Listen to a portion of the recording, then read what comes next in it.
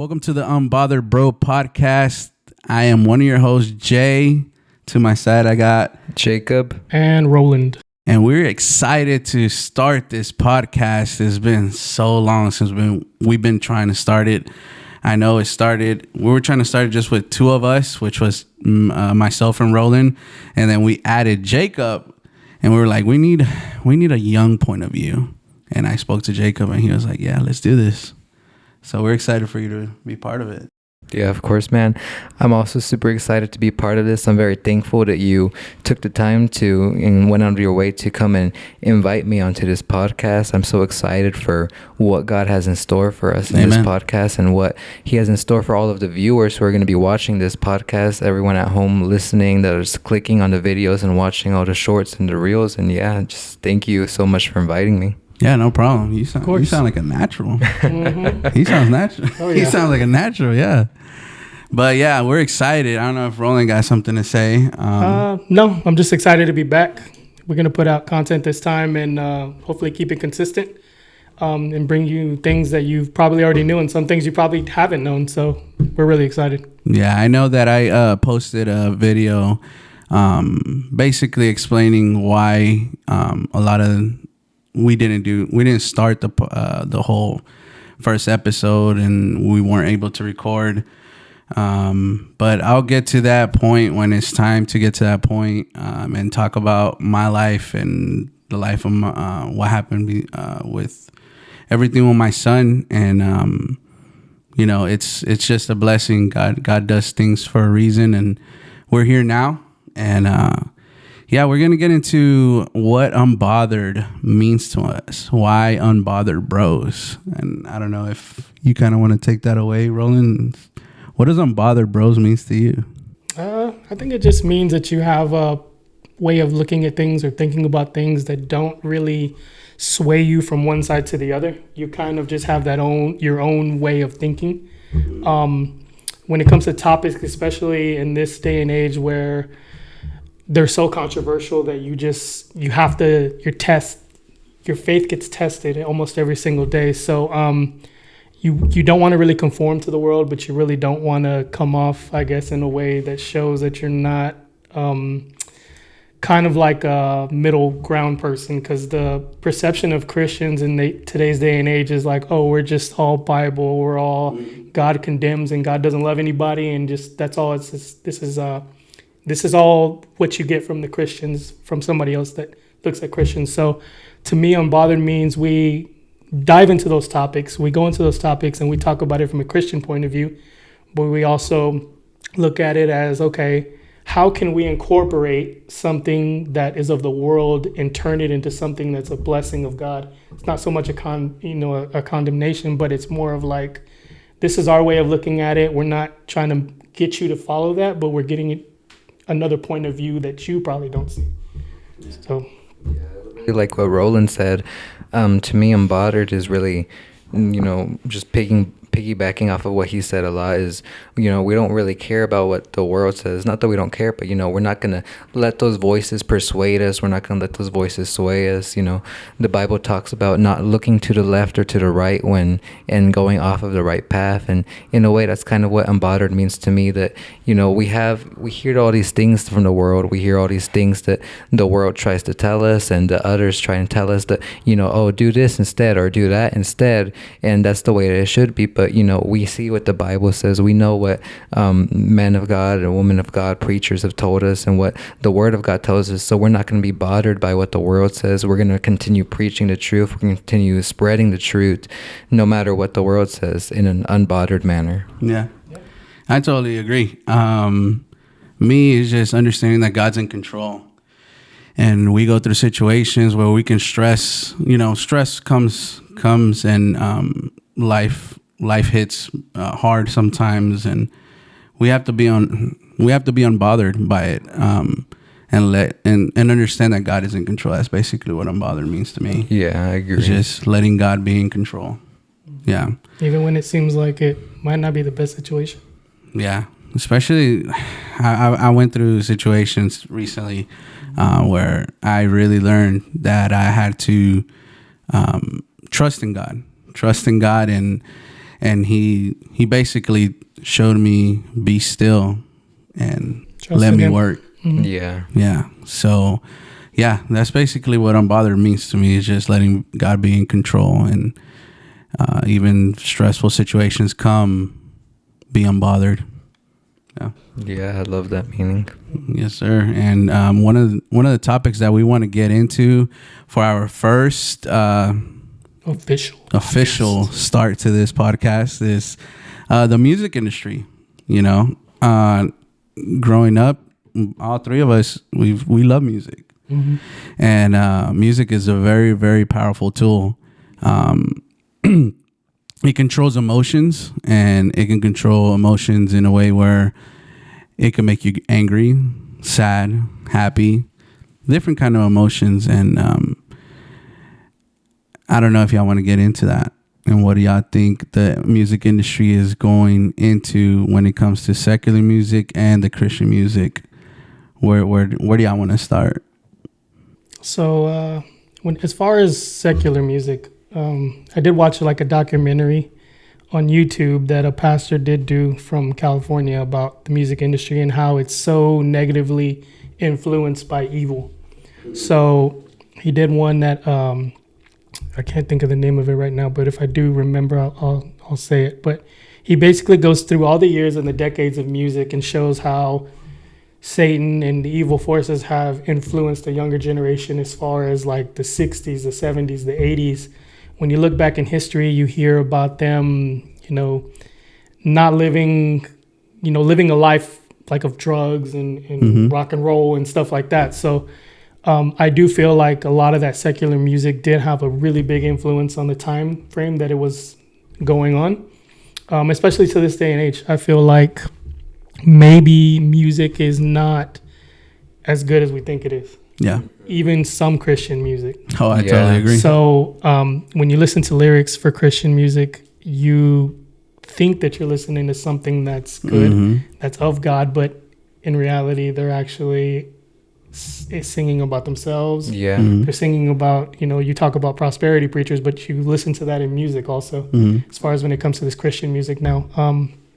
So like the music all across the board, I feel like is not as good as we think it is. And it's one of those things that controls emotions. It controls the way you think about life, and it controls a lot of the aspects of your life. So you hear about things about subliminal messaging when you play music backwards. I've seen those. Yeah. You hear that stuff about how they're praising Satan and this and that. So a lot of times you have to be very, very careful what you listen to as far as any genre of music, whether it be country, rock and roll, pop. Today's day and age, that music is not as good as people want to make it seem like. So what I've noticed about Christian music is this is something me and my wife kind of like we sat down and we talked about, and my mom has also like mentioned it to me. It's like a lot of this Christian music sounds so good, right? But a lot of them forget to mention God in it now. Yeah. They don't even say God, or they don't say Jesus, or not even one mention of God. It sounds like a love song. It sounds like a love song at the end of the day. Too. Yeah, and then a lot of churches are singing them. And I've heard it in some churches and some certain songs, and I'm like, I don't feel nothing. This song doesn't really have a message. It sounds like the guy is singing it to the girl, or the girl singing it to the guy.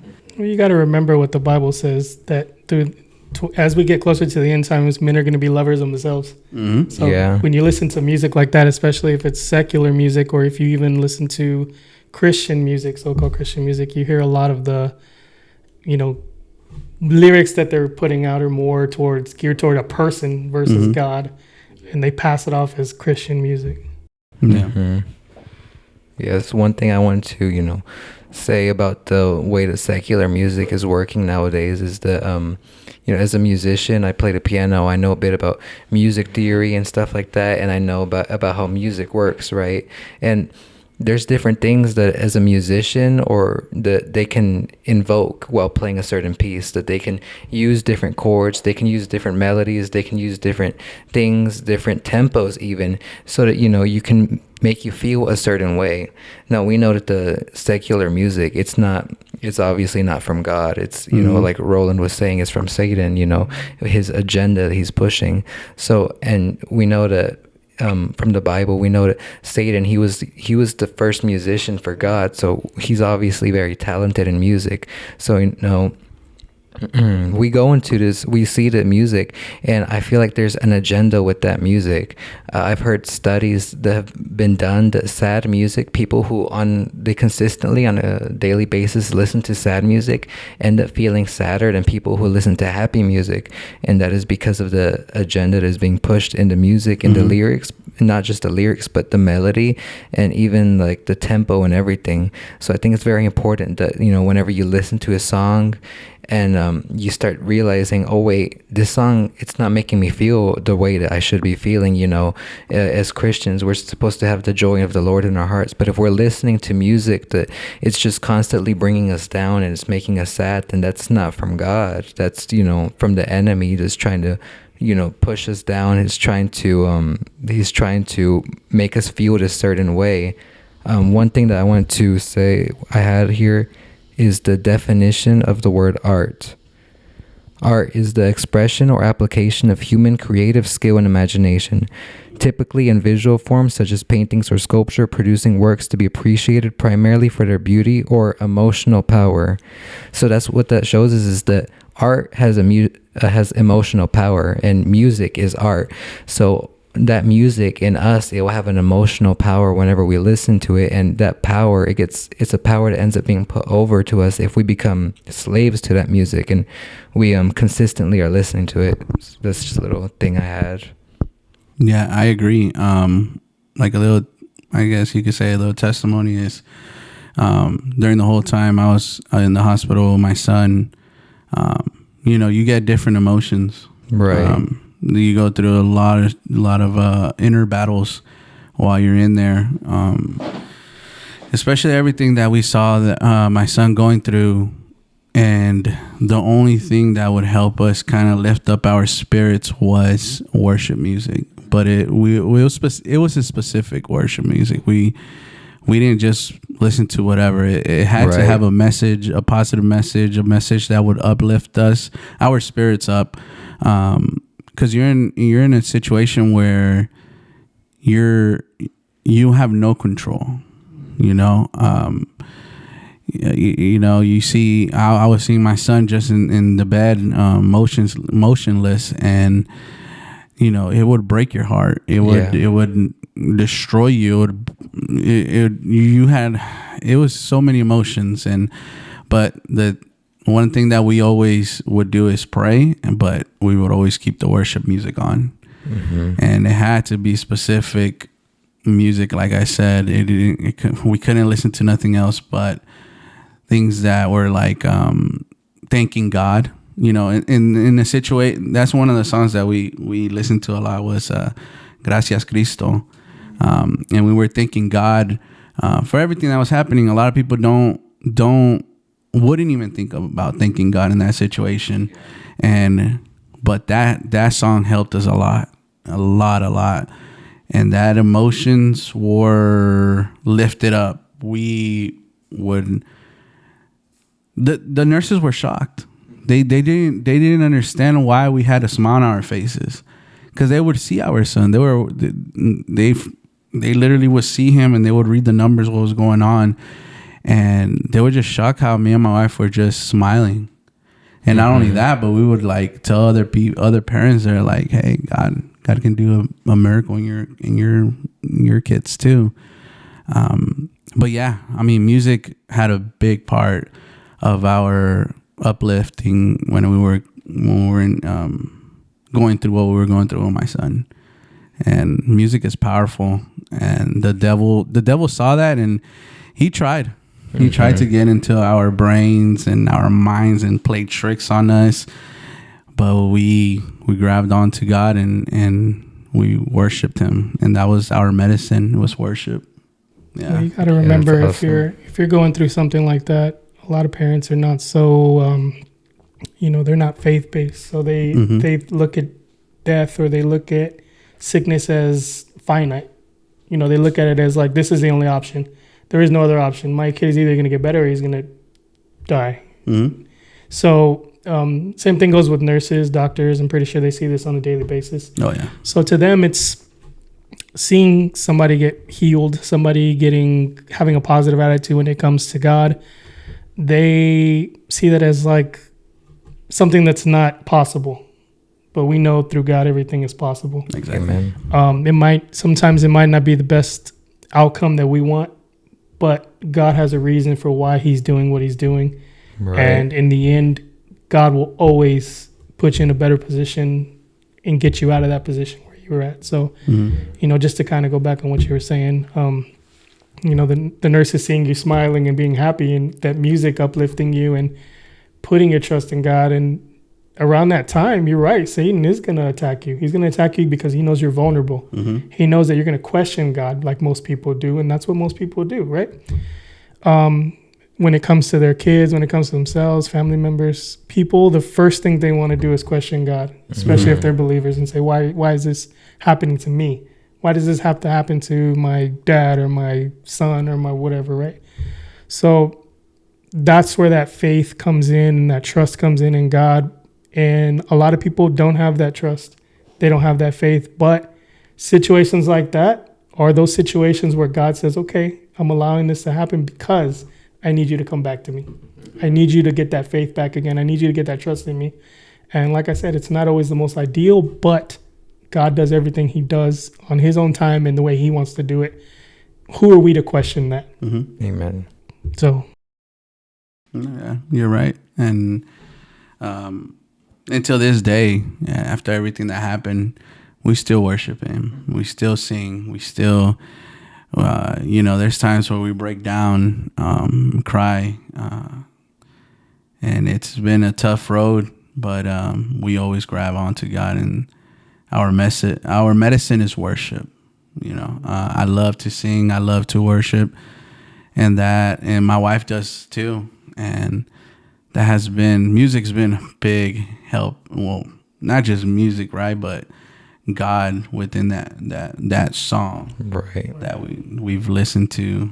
There was a lot of songs. I actually, while I was in there in the hospital, for years I had not really focused on music, because I used to love music to the point where I started writing songs. And one of the things is that I lost while I was growing up was just the drive, or there was like a writer's block, you can say. I just, in my head, it's just I couldn't just sit down and write a song anymore. And during that time in the hospital, we got deep into prayer. And God started working in me, and I started writing a song called Justo a Tiempo. And while I was writing the song, I kept looking at my son while he was sleeping, and my wife was sleeping too. It was during the night, and I would just watch him, and I would watch the nurses come in, and then God gave me a song called Justo a Tiempo, and hopefully one day I can record it or even bring it to church and sing it as a special. But when I showed it to my mom and my wife, they were in tears. They were in tears. It brought a lot of emotions. I showed it to one of my friends, Eliu Uranga, and I wasn't expecting the way he reacted to the song. The way he did, he started crying like I'd never seen him cry before. And music is powerful. It can really control emotions. But God gave me that opportunity, or that gift, or that situation where He put me in with my son to bring that back, what I used to love to do. So that's just a little bit about what I've gone through and what music as how music has impacted me and my family. I have a question. So, do you feel like secular music that's in English is different than the secular music that's in Spanish? Because I've noticed Spanish is not my first language, obviously, right? But learning it and understanding it more than I can speak it, I've noticed that Spanish music has a lot more meaning than probably the English secular music as far as when it comes to praise and worship, right? Listening to music from Tercera, listening to the songs that they sing, to me, it's completely different than listening to something you would listen to in KSPJ or, UPC or something, right?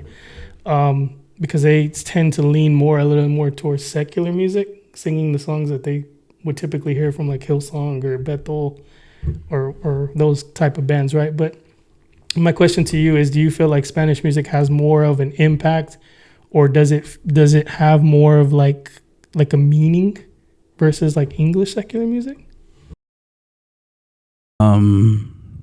I really don't know. I've never thought about something like that. Yeah, I'm thinking about it now too. Yeah. I'm just like, I never really thought about it, but Okay, so the effect of music in Spanish versus English, do you feel like you get more emotional listening to Spanish music? Okay, like when I just had this question where somebody's like, "Do you think in Spanish?" Kind of like that, or? Well, I mean, lyrics probably speak to you a lot more in Spanish versus English.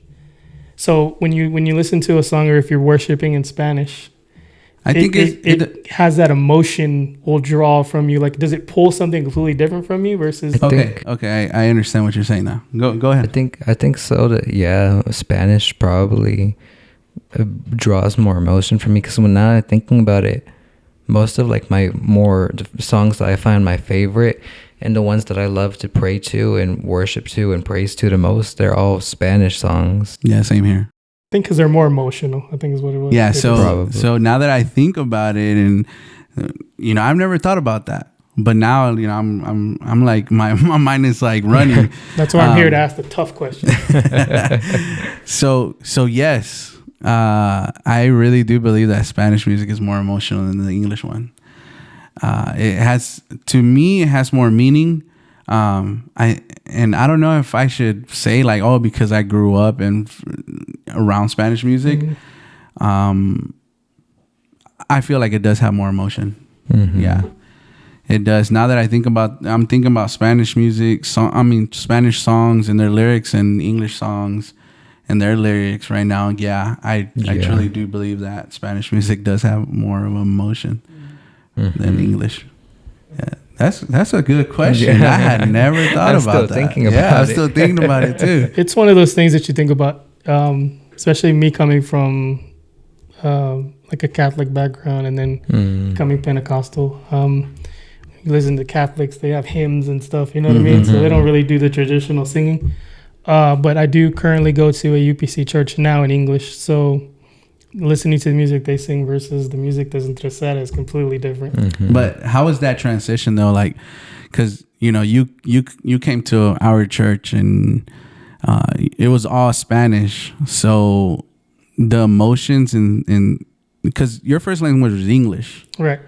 But you understand Spanish, right? I understand Spanish. So when you listen to the Spanish songs, you feel a different emotion when you listen to the English songs yourself. Yeah, I did. When I was going to Tercera, I think that the Spanish songs probably like struck me a little harder because of the emotion that you get out of it. It's not so much that the person that's singing it has so much emotion in their voice, but the words translate different from Spanish to English and English to Spanish. So I think it's just the way that the song is written that hits you differently versus any other way. But there are a lot of times when I was in Tercera, that's the first time I ever spoke tongues, was listening to Spanish songs and going up to the front and interacting and with everybody, and that was a different experience. And then just listening to that, even now listening to some Spanish songs, because my wife listens to Spanish Christian music too. So listening to that and seeing that, and that's the reason why I ask you this question, because it hits everybody different. And like I said, with Spanish not being my first language, I had to actually teach myself Spanish because nobody taught me. Jacob did too, right? No, I think Spanish was my first language actually, okay. but then I started forgetting it. So now I understand it, but don't speak it well. Yeah. You don't speak it well? Yeah, no, I don't speak it too well. So do you preach in English? Yeah. Okay. Yeah, preaches in English. Okay, I got you. Yeah, that's something that we're trying to bring to church. Yeah. It's English services. Yeah, So, I've heard you guys had a couple of them already. yeah, we have. And Jacob actually, I think you were like one of the first ones to like bring starting to bring English. Because every time preaching. I preach with a translator. There was a translator? Yeah, well, yeah. Every time I preach, there was a translator so far, like for a service. Yeah. We got lucky because when I did my testimony and stuff like that, I was in English and nobody translated for me. So I'm sitting there talking English to everybody. And even when we got presented in church, me and my wife was talking in English and nobody translated for me. So everybody was probably just looking at me that didn't know English. No, I think that our church has a big English speaking an audience. Congregation now compared to back then when you were in Tercera. Yeah. Now it's more English. Yeah. And that's what we're trying to. Well, hopefully, they make that transition soon. Because there's a big youth group and teens group now that's like big. Mainly English right now. Mm-hmm. So yeah. So back to the music. Yeah. That was a crazy question. I had never thought about that. Yeah. One of the craziest questions I got actually this weekend at camp was, do you think in Spanish or English? So what's your answer? English. Yeah. Even though my first language is Spanish, but nah, I think everything in English. Yeah. I feel like I'm forgetting Spanish. I like me trabo. That's what happened to me. Yeah, me trabo. Yeah. No, but you've gotten better. Yeah. Since when you started. They've told me that, but yeah, still need to work on it a bit before. Hey, that you've been doing a great job. You're in a better position than me. I can tell you that. No, but yeah, what is your expectations for this podcast? Like, where do you see it going, or what's the vision for it? Like, how do y'all see this going?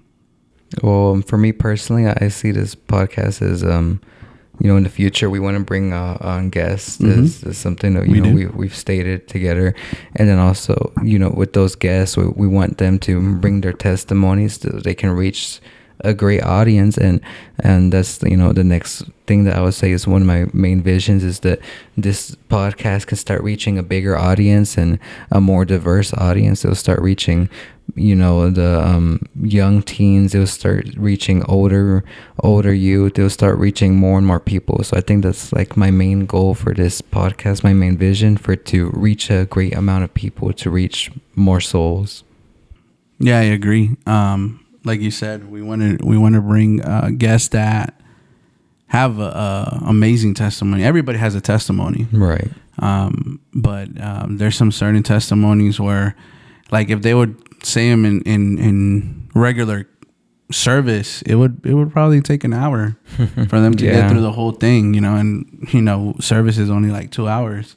So so with this podcast, what my vision was to bring a platform where they can share that testimony. Right. Just like one day, me and Roland have had this conversation. I don't know his testimony to this day. We've known each other for 14 years? Yeah.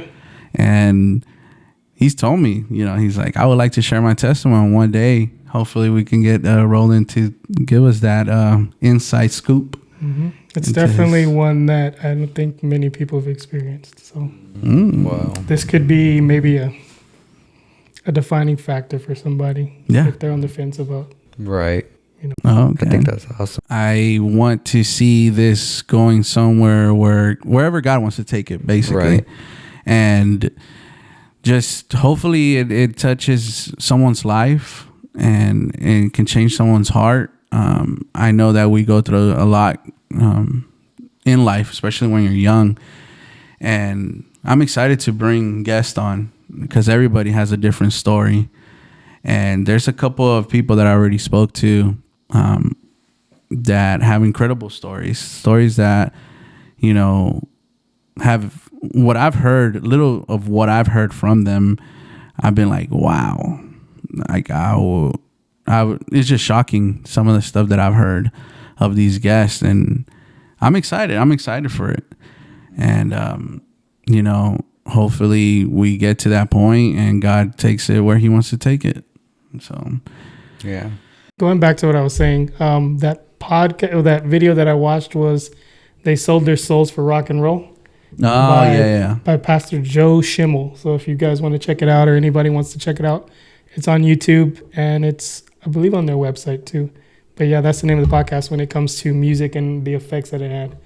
So no, that's good. I'm gonna check it out. But I'm excited. Thank you, Roland. Thank you, Jacob, for being part of this. Of course. Something that I had a vision for it. And I was like, man, how am I gonna do it? Everything's expensive, And but God made a way. Amen. And thank you for the camera guy behind the scenes. He doesn't want to be known, but he's just a mysterious guy. So thank you everybody that watched this first episode. We're excited for the next ones coming up. I know that the next one is gonna be a blessing to many. We're having a young guy coming in and telling us his story and telling us a little bit about his life and what he's up to. So I'm excited, and hopefully this podcast is a blessing to many of you out there. Thank you again for watching. Please tell everybody about this podcast. Like, subscribe, watch our reels, our shorts. What else is there? TikToks. And follow the Unbothered Bros page on Instagram also. Oh, yeah. Follow us on all social medias. It would help us spread the word. And, hopefully we can be a blessing to many of you guys. Message us. Give us ideas of what we can do as well. Yeah. With this podcast. Ideas are always welcome. And thank you. Thank you for just clicking and watching us. Thank you. Stay tuned.